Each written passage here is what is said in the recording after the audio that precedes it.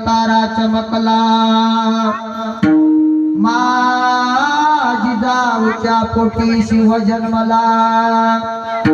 घडविला महाराष्ट्र जेणे सुखावली प्रजा परस्त्री माते समान होता आमचा राजा थेंब थेंब रक्ताची आठवण येते आम्हाला राजे कधीच विसरणार नाही तुम्हा नमन करण्याला नमन करण्याला एकच राजा इथे जन्मला एकच राजा इथे